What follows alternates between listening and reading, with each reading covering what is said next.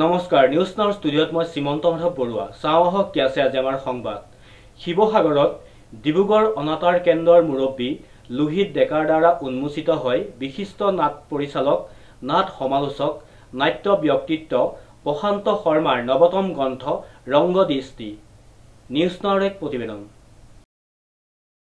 শিৱসাগৰত ডিব্ৰুগড় অনাতাঁৰ কেন্দ্ৰ মুৰব্বী লোহিত ডেকাৰ দ্বাৰা উন্মোচন বিশিষ্ট নাট্য ব্যক্তিত্ব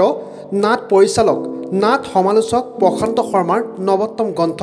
ৰংগদৃষ্টি প্ৰশান্ত শৰ্মাৰ আছে অধ্যয়নলব্ধ জ্ঞান আৰু অভিজ্ঞতা লব্ধ চেতনা নাট্যপীঠৰ সৌজন্যত শিৱসাগৰ নগৰৰ হিন্দু ধৰ্মসভা নামঘৰৰ প্ৰেক্ষাগৃহত 4 ছেপ্টেম্বৰত অনুষ্ঠিত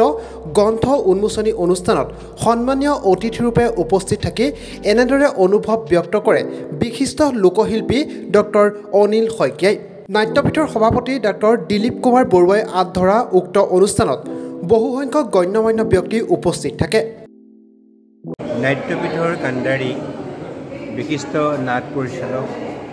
প্ৰশান্ত শৰ্মাৰ আজি এখন ৰংগদৃষ্টি নামৰ গ্ৰন্থ প্ৰকাশ হৈছে এই প্ৰশান্ত শৰ্মাৰ গ্ৰন্থ লিখাৰ যি ভিতৰুৱা কথা তেখেতৰ আছে অধ্যয়নলব্ধ জ্ঞান আৰু অভিজ্ঞতালব্ধ চেতনা এই অভিজ্ঞতা আৰু অধ্যয়ন দুয়োটাতে পৰিপুষ্ট প্ৰশান্ত শৰ্মাই আজি এখন সুন্দৰ গ্ৰন্থ অসমবাসীলৈ উপহাৰ দিছে প্ৰশান্ত শৰ্মাক অভিনন্দন জনাই আজি নাট্যপীঠৰ উদ্যোগত মোৰ তৃতীয়খন গ্ৰন্থ ৰংগদৃষ্টি আনুষ্ঠানিকভাৱে উন্মোচন কৰিলে ডিব্ৰুগড় অনাতাঁৰ কেন্দ্ৰৰ মুৰব্বী লোহিত ডেকা ডাঙৰীয়াই অনুষ্ঠানত শিৱসাগৰ চহৰ আৰু উপকণ্ঠ অঞ্চলৰ ভালেখিনি গণ্যমান্য ব্যক্তি উপস্থিত থাকিলে সকলোৱে নাট্যপীঠৰ এই প্ৰচেষ্টা শলাগ ল'লে আমাৰ নাট্যপীঠৰ নাট্যকৰ্ম আৰু যি সাংস্কৃতিক দায়বদ্ধতা এয়া সকলোৱে একমুখে শলাগ লৈছে আমাক প্ৰেৰণা দিছে আমাৰ কৰ্মৰ প্ৰতি উৎসাহ প্ৰদৰ্শন কৰিছে আমি আশা কৰিছোঁ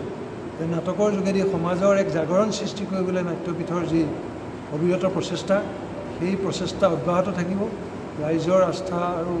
সহায় আমি সদায় পাম ইয়াৰ পিছতো আমি নতুন নতুন নাট প্ৰযোজনাৰ লগতে নাট্যকলা সম্পৰ্কীয় অন্যান্য গ্ৰন্থ প্ৰকাশতো আমি মনোযোগ দিব পাৰিম এই আশা আজি হৈছে আৰু সকলোৰ যি আন্তৰিকতাপূৰ্ণ সহযোগ যি উৎসাহ আৰু আজি আমি জনাবলৈ পাই ভাল পাইছোঁ যে এই থলীতে এই গ্ৰন্থখনৰ অন্ততঃ 100 কপিৰো অধিক বিক্ৰী হৈছে এয়াও আমাৰ বাবে অত্যন্ত উৎসাহৰ বিষয়